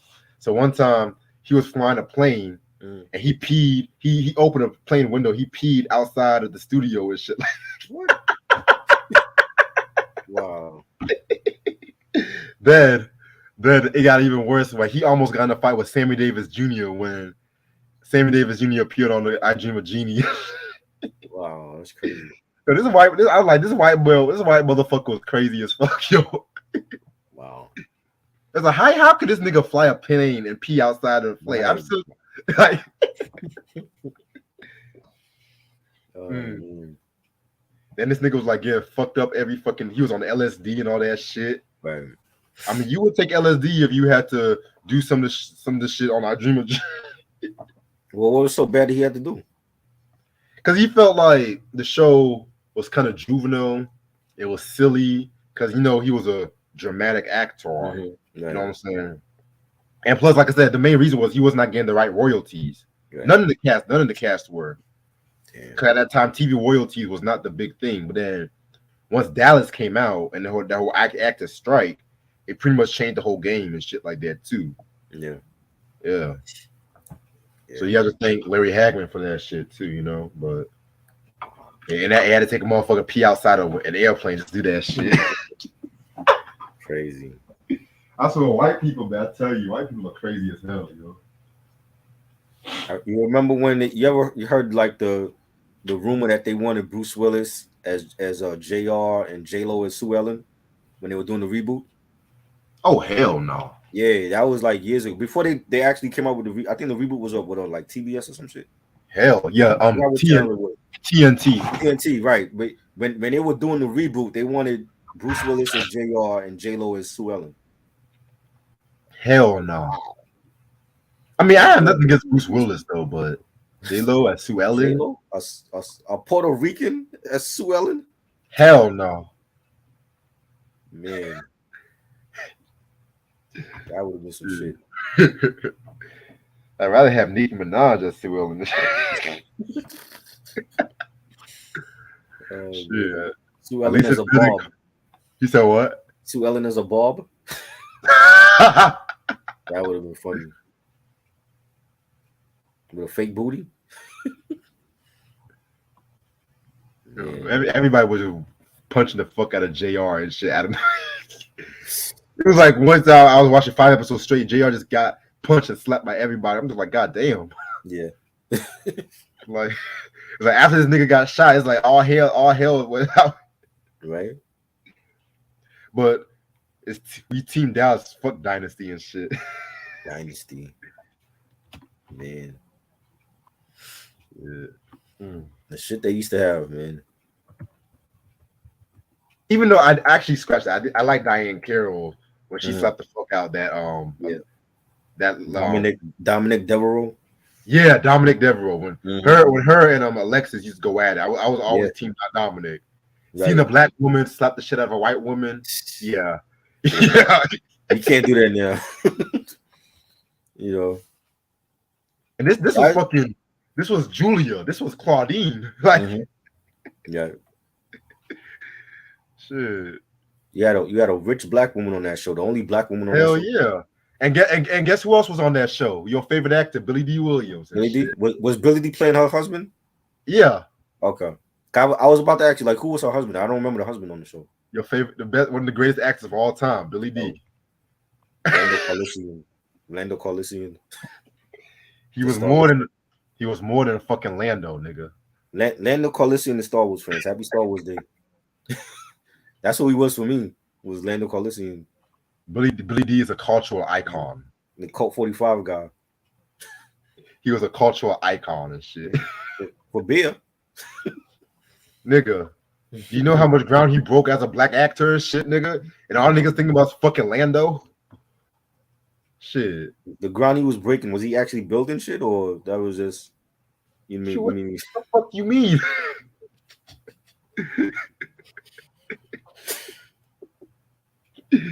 Oh shit. Brian's song. Come on, man. You gotta admit that was a great movie. I didn't see that one. I saw the 50 Cent version. What? 50 Cent made a version? Oh, you mean before I self-destruct? No, not that one. The shit when he played like the football player and he was sick or some shit. That was before I self-destruct. That was the movie. That was the name of this. Okay. Yeah, he did. He released that when he dropped that album and shit. Right. How he lost all that weight and no one went to go see that shit. I saw it on BT. I didn't even see it in the theaters. But you know what? I'm not mad because he took a chance. He went with it. You know what I'm saying? Yeah. That might be some of his best acting he's ever done. Yeah. And he's done movies with A-list actors. I don't understand how. I'm like, Robert De Niro did shit with 50 Cent. Robert De Niro, Taxi Driver. This dude said, I'm gonna work with 50 Cent in the movie. And Bruce Willis, John McClane, Die Hard. He did shit with 50. So they must have saw something in him. I don't know. He was a hustler, man. Shit.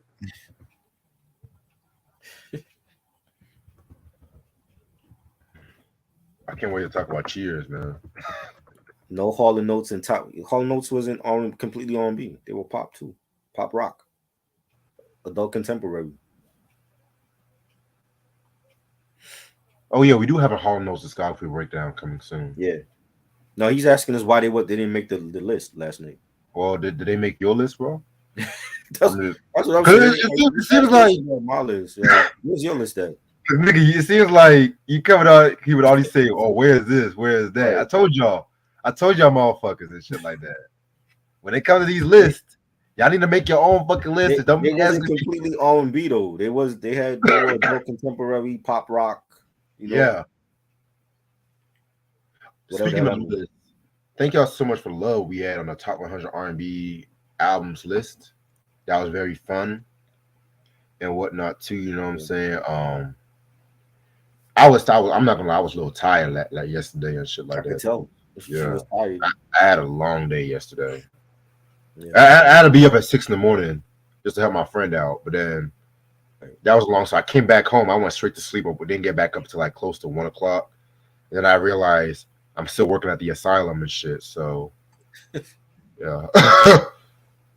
So me having a dream that I was a successful rapper, it was just a dream at that time and shit. So yeah, great. Cause I be getting so yeah, y'all ever had a fucking dream and you wake up and you get mad as fuck and it was a good ass dream and shit? Right. Like one time I had a dream I had a threesome with like two of the sexiest black actresses, right? I was a fucking dom. Next thing you know it, you stupid motherfucker want to cut grass at 7 o'clock in the goddamn morning and shit. So I done yelled at those fucking Mexicans like cut that shit out and stuff like that. You know what I'm saying? No, who cuts grass at 7 in the morning? Speaking of morning, did you ever see the Bel Air episodes? Yeah, or no? Yeah, I saw it. Oh, you saw it already. Okay. Let's just do the final thoughts on season 2 on Sunday, cause I'm already got my week planned out and shit like that. And I know after I do this one shit for this boy, for this last thing for this semester and shit like that, I am going to sleep and I gotta wake up early for this job training, cause I got a new job now. Yeah. I'm a real estate photographer. Nice. Yeah, a real estate photographer and shit.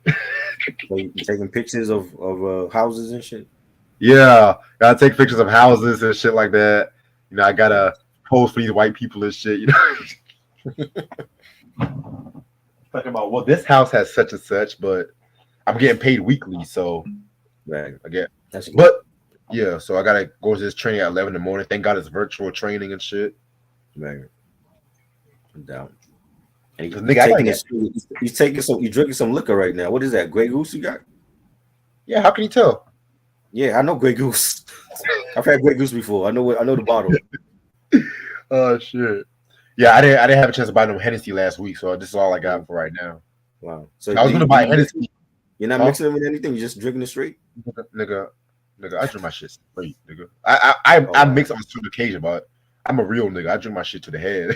Grey Goose and cranberry fucked me up, so never again. Melvin Riley's Ghetto Love R&B album. I never heard that album. Melvin Riley, wow. Your number one R&B album all time? Interesting. Over Stevie Wonder, Marvin Gaye. Wow. Melvin Riley from what's the Ready for the World? Oh yeah. Oh, you mean the fake ass Prince in the Revolution? No. I love that, Reg. No. Let me stop. I actually like the first album, but let's be real. Oh Sheila was a Prince ripoff. Yeah. Hell, they might have wrote that for Sheila E and shit, Yeah. Well, I mean, everybody was biting the Minneapolis sound at one point, so yeah. They were good. They had their hits.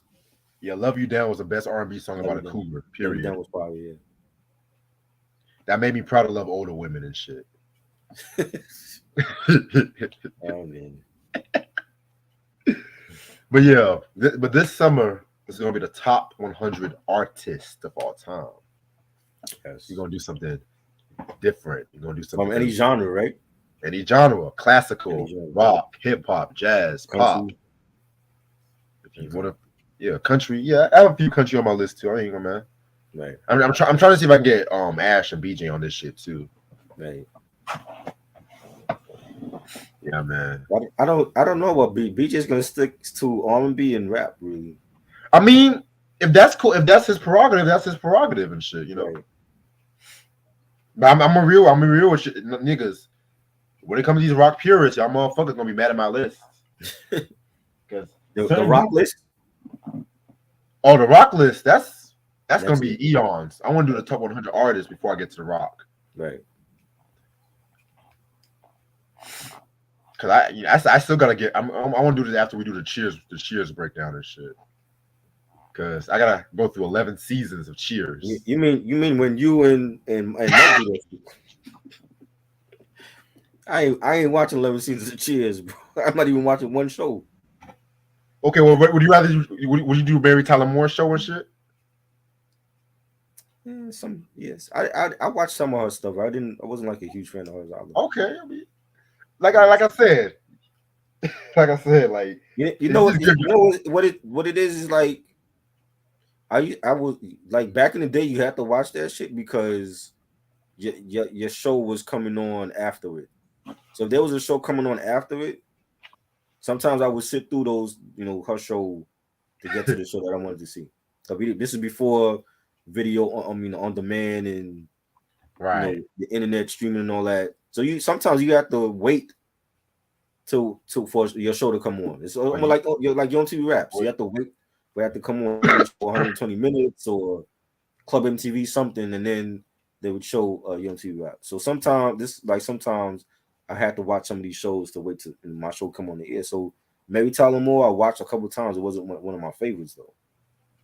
that's the classic sitcom. You know what I'm saying? Even though I was waiting for something else to come on at that time, or F Troop or something. You know what I'm saying? So wait, hold on, wait a minute. You were waiting on Mary Tyler Moore just for fucking F Troop, nigga? Nah, I'm saying shows like that they would put like this is like I'm talking about like '88 back when Nick at Night like first started like the early years of Nick at Night when they would show like at this time they would show like F Troop, Car 54, the Dick Van Dyke Show, but they would be like if I'm waiting to see what's the show that used to come on? I'm trying to think of a show that used to come on that I would watch. It'd be like a maybe the Addams Family or something. Okay. If Addams Family come on at 4 a.m. and I gotta wait like 2 or 3 hours and it's Car 54, it's my favorite Mr. Ed. Those shows I didn't care for those shows. The TV was just on, and then when 4 a.m. hit, I'm watching Addams Family or I'm watching Donna Reed or whatever. You know what I'm saying? So hell no. Donna Reed, you know what I mean? Yeah, but nigga, what? Hold on, wait a minute. I'm making an example of a show that I'm waiting to see on Nick at Night. So you will wait 4 in the morning just to watch a white woman clean the house with pearls on and heels? I Dream a Genie is a fucking genie. Like she's dressed up in it, like basically a manservant to the army dude. So you know what I'm saying? What was so different? There was a lot different. Barbara Eden was more sexier.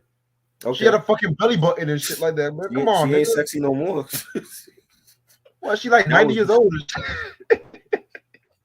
She was doing that before any of us was born. You know what I'm saying? So, I mean, she was a genie, basically serving a man. She was a manservant, really.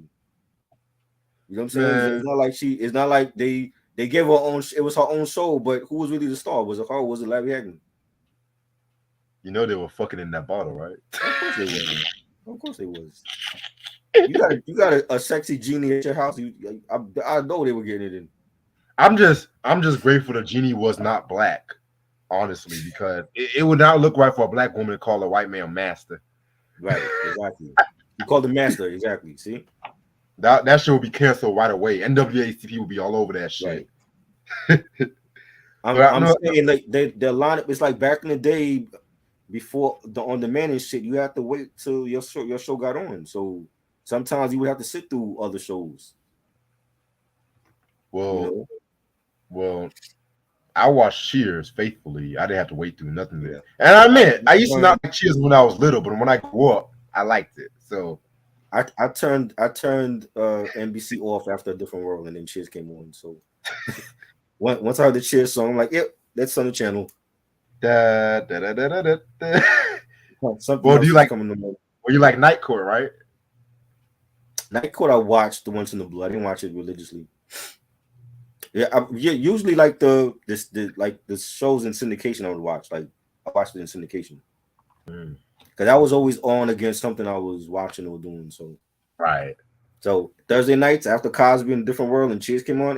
9:00. I'm going to play Nintendo or something. You know what I'm saying? So yeah, I didn't stick around for Cheers. Come on, man. That show was about life, nigga. Yeah, and drinking. It was not always about drinking, nigga. What? They was always at the bar. There was always somebody drinking at the bar. Yeah, because it was like Norm. All right, that was it for me. Shit. Every time the nigga Norm came in, Diane was like, everyone said Norm. Diane was like, Norman. Oh, proper ass. Wow. Oh shit. Oh man. But I never liked that Mr. Ed. Yeah, I wasn't Mr. into Mr. Ed. The talking horse. Ed. Wilbur. Yeah, I didn't see what's so funny about that. Like nigga, like a talking horse nigga. Like Yeah, what kind of LSD were y'all motherfuckers on back in 1962 and and shit? Lassie wasn't into Lassie. Yeah, fuck Lassie. You know, he couldn't talk. Like all he did was bark. Y'all make a whole That show theme, about a barking dog. that theme song. Dee, dee, dee. Remember when in Living Color did a Lassie sketch? Yeah. And I had that last Lassie as a rock. Yep. Little House on the Prairie. Oh, don't get me started on that show. Was not into those shows, man. Don't get. I love Michael Landon, but nigga, You know something what about Little House on the Prairie is now? Yellowstone. That's what Little House on the Prairie is. yo, my friend told me to watch that show too. That's good. That's a good show. I gotta watch that one. It's coming back in I think they said September, because I know they had like a layoff. There was some issue with Kevin Costner and the writers. Like he wanted to finish season 5 in 1 week, and the writers was like, "Fuck no, we're not doing it." And so they had some type of standoff, and I guess they settled it. So it's supposed to be coming back in September. Yeah, that's what Little House on the Prairie is now. It's Yellowstone.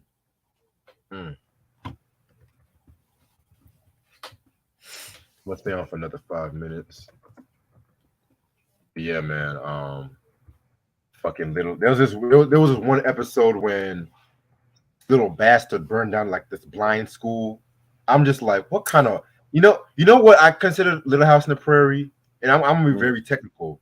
White good times, white trauma. White good times. Yeah, every fucking time they had a traumatic issue. Like, you're out of ideas when they had to burn down the blind school, and I was like, what kind of sick motherfuckers wrote this shit?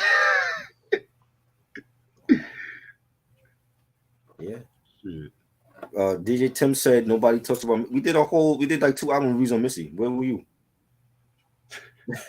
We did her first 2 album reviews. That was like a couple months ago. Yeah, man. Yeah, y'all niggas be late as fuck. Sometimes y'all be late. Yeah. Don't be talking about this artist. Meanwhile, we did like their whole damn discography. Don't be trying to play a player because you end up getting played at the same time. Yeah. Oh Lord have mercy. Hell, we even talked about Jodeci. I talked about Jodeci Diary from Mad Men. Hell, we talked about the whole sister album too. What you mean? The whole sister album, right? The only sister album. What you mean? That was what, last month? Month before?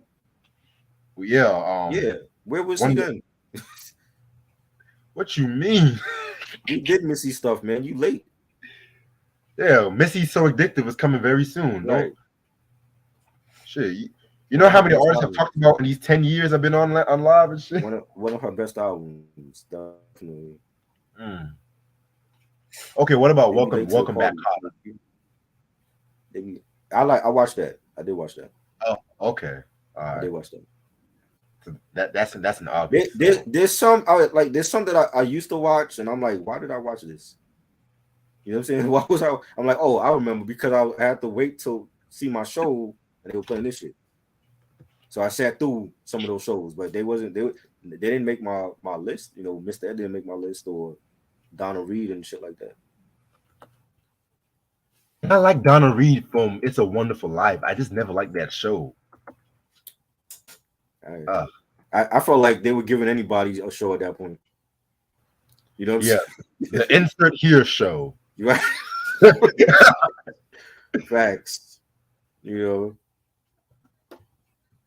Dick Van Dyke. I love the Dick Van Dyke show. That's my heat. So what do you mean? But what if you know we did Missy reviews? Why do you feel like nobody talks about it? We talked about it already, so that should be enough. Yeah, don't worry. Don't be focused on these other hip hop channels and shit like that. Everybody else will catch up later on. But we already did this shit like years ago. They'll catch up later. We did a Friends album, right? And niggas were trying to post videos on Shalimar and shit. Like exactly. And that was like the day after we did it. The day motherfucking after.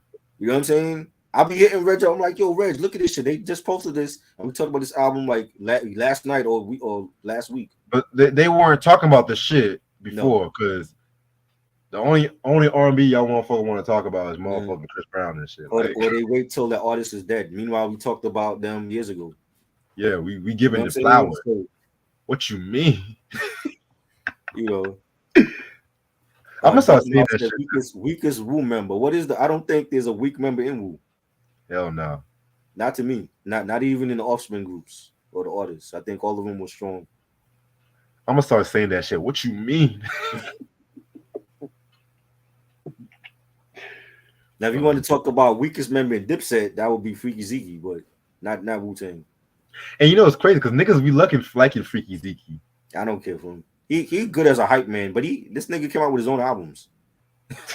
I'm like, for what? He can't rap. I'd rather listen to Mad Rapper. Right. You know.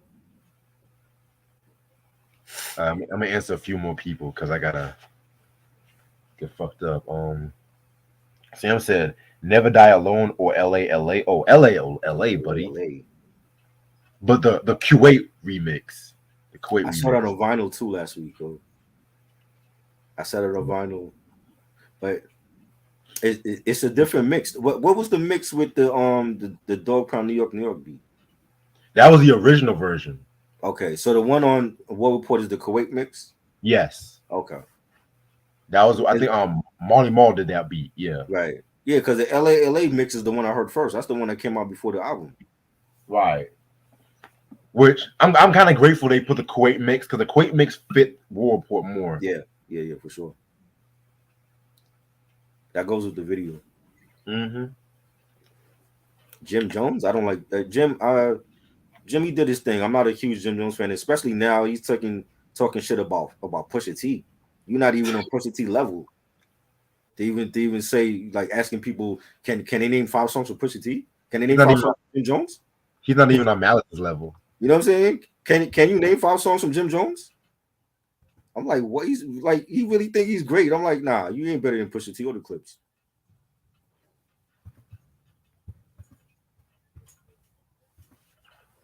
That was on Boomerang soundtrack. Hot Sex on the Vast End. Great soundtrack, great movie. That's also on Love Movement too. Oh yeah, that's right. The bonus shit. Yeah.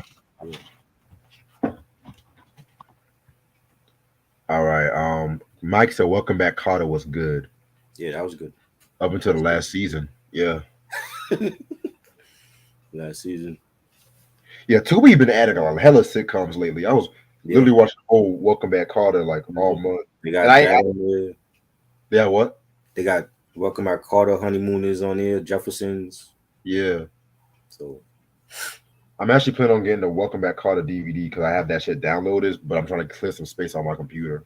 Right. Yeah, man.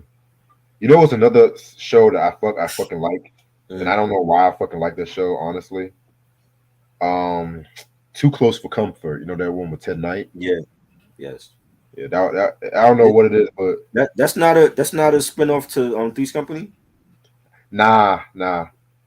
It was the same production group made that, okay. But a lot of people thought it was like a spinoff, but nah. Yeah. Okay. Yeah, that was good. I used to watch that. It didn't last long though. It did. It lasted like 6 seasons. 6 seasons? Yeah. I only remember like 1 season though. Monroe. Wow. That's what Harold not even a part of Dipset anymore. They kicked him out. Monroe. Jim J. Bullock, that was his name? Yeah. He used to be on that Hollywood Squares game show. I think so, yeah. Yeah. You know what killed me about that show? This nigga was supposed to be, I don't know, you can tell the motherfucker was gay, but they trying to make it seem like he's just mentally retarded and shit. Yeah, I thought he was, because I mean that's how he used to talk on the game show. Yeah, in real life he was gay in real life. Okay. But the producers want to make him just stupid and shit like that. So Cosby Mysteries, you remember that show? Yeah, that's the one with Most Def and shit. the one on channel that used to be on CBS. Yeah, Most Def was on that shit. That's what they called it. The Cosby No, Mystery. no. I'm talking about the He had another show. He had that one. Oh, yeah, the it's one with Cosby. Dougie Doug and Felicia Rashad. Underrated show. Cosby That one I 90. used to watch. I remember Cosby Mysteries, but I never watched it though. Cosby 96 was hilarious. I don't give a fuck. Most definitely was on that show. Yeah, on the Cosby Oh. Mysteries.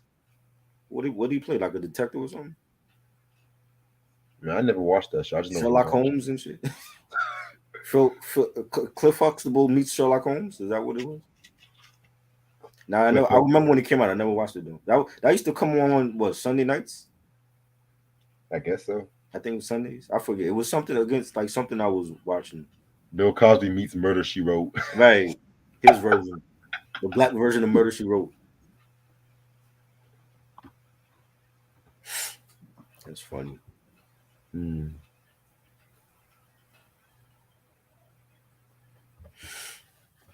Yeah, Cameron discography is solid. He needs to do a verses by himself, not even with Dipset.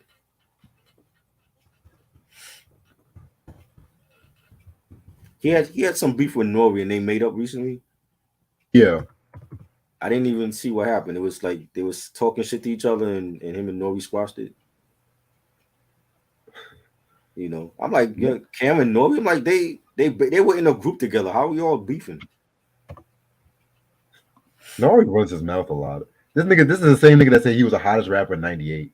Oh God. He said that? Nori, that's what Nori said. 98? When you had Black Star and Jay was blowing up with Volume 2? DMX? What the fuck? Hell no. It's like, he nigga, had a great solo album that year, but he wasn't the hottest rapper. Like, nigga, stick to your interviews, which you suck at doing interviews and shit like that. Like, learn how to be quiet when somebody is talking in an interview. he drinking too much liquor on that show. Puffy supplied him, making him look all cute and shit. Almost Siraki drinking on that show. Was Whitley cute? Oh yeah, she was gorgeous in a different world. I was more for Freddie and Kim. I mean, Jasmine guy is cute, but right. I was more Freddie. That's around the time she was dating Tupac.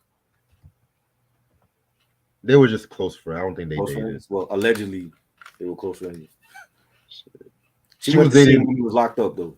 Yeah, she went to go see when he was locked up, but I don't know, man. Yeah, everybody worried about who Tupac was dating. That's the thing about y'all motherfuckers. Like, whenever a black celebrity dies, y'all motherfucker act like, oh, this is motherfucker. He seems to be the only one that people are fascinated who was on his dick. I'm like, this is Michael Jackson too, and him too. But it's like, but you know, there's questions about Michael. But with Pac, it's like niggas is fascinated who he was dicking down. I'm like, this nigga's dead. Do you also worried about a dead man? Who a dead man was fucking? Why? You know what I'm saying? Like, if he was with Whitley or not, why does that matter? She definitely ain't gonna say that. A lot of them ain't gonna come out and say shit, except for Jada. Jada, like the only one that really came out and said that she was dating. She had a thing for him. You know what I'm saying? But Whitley, Jasmine Guy ain't come out and say shit. Sally Richardson ain't come out and say shit. Honestly, Jada should not just talk about Tupac anymore. I'm sorry. Yeah, for real. Don't even talk about your marriage no more because you basically don't have no more marriage. On that note, I'm going to end this off. Cam has beef with Joe Budden. Oh God, who doesn't Joe Budden have beef with? Joseph Budden. Joseph Budden. Is that his name? No, that's what I call him. I don't think that's his name. Joseph. I call him Joseph. Shit. But anyway, I'm gonna end this video off right here and shit. You know what I'm saying? But what would you say? I didn't mean to cut you off. No, I was saying I didn't know that was his name, Joseph Budden. Well, what do you think Joe is so short for? Cameron called him Ho Budden. Yeah, I was watching Paid in Full the other night and shit like that. I was dying when this nigga Cameron was filming himself fucking and these niggas was doing the Dougie shit. That was funny. But yeah. Wow. So thank y'all so much for watching this hip hop review of Black Eyed Peas before the seasoning. You know what I'm saying?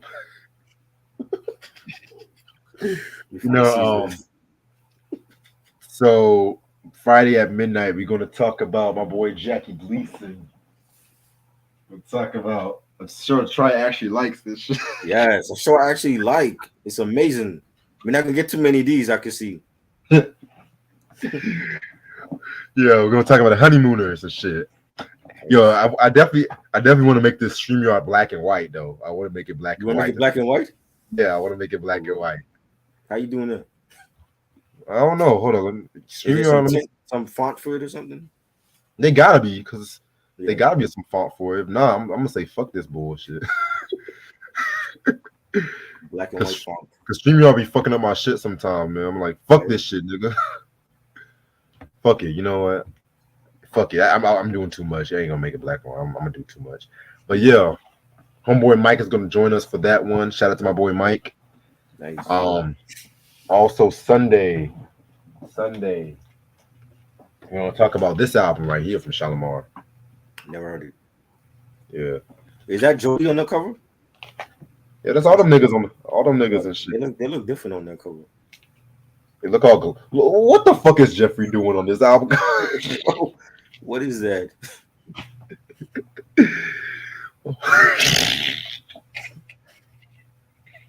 Anyway, yeah, I don't know what the fuck that is, but next week I do plan on talking about Into Deep, the movie, not the group. Okay. The group and shit. I don't know when I'll talk about that. I gotta get my work schedule, but I have to say this line. You ain't no cop, Jay Reed. You ain't no cop. LL Cool J did his thing in that movie. I'm not. He played a nigga named God. That part. You ain't no cop, Jay Reed.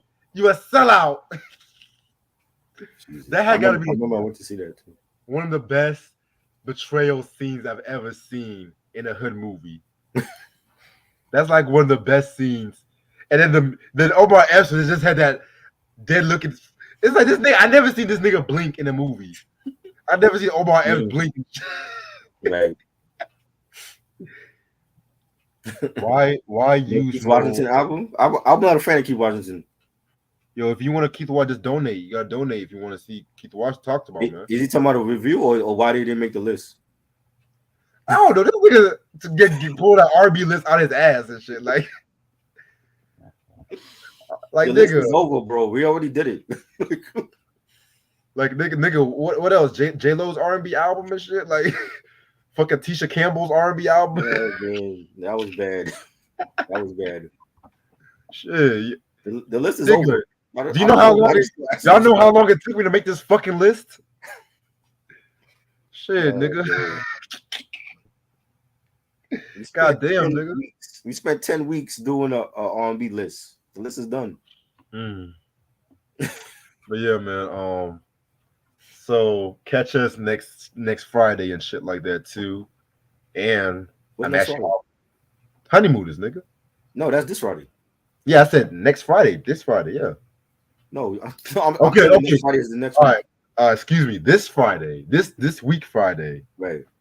And then Saturday we're gonna pre-record Gloria Gaynor's Love Tracks album. All right. And shit like that too. That's not even a long album anyway. I might go live Saturday night for after Backlash. So I know depending on when Mike gets off, I know you said he wanted to join me for that. So yeah, the pre-recording we'll do that in the afternoon. But anyway, yeah, because like I said, I'm trying to get fucked up on Saturday. right. You know, you started already, and it's Thursday. You already started the man. I've been drinking all week, nigga. Like I said, this holding me down to the Hennessy. Is it how much you got left in that bottle? It look like it's halfway done. Nigga, Okay. You just started. Because I got this from my dad's bar, but my dad, you know, he had surgery. He can't drink this shit, so I'm just doing him a favor because I'm a good son and shit, you know. Yeah, I don't want this shit. I don't want this. Dad, I'm gonna drink off this liquor you got here over here. Yeah, I don't want this shit to kill him and shit. God forbid and shit like that. You know what I'm saying? So that's why I'm doing a noble thing. Take one for the team. Take one for the team. Wow. Oh, by the way, Mike, if you're free tomorrow, we can watch the Y&R episode and shit tomorrow if you're free. What y'all doing? What y'all doing tomorrow? Oh, we're just watching bullshit, you know. we're not doing no reaction and shit because soap opera? You said but no reaction because you know I'm already a YouTube criminal. Yeah. Yeah, Shout out to my nigga your boy Eric. Eric is banned right now. So when he get out of jail next month. I don't know. This nigga got banned like twice. Holy shit, man! He's out for like 2 weeks and shit. I'm like, Y'all gonna be gone before the end of the summer. It is gonna be my channel left.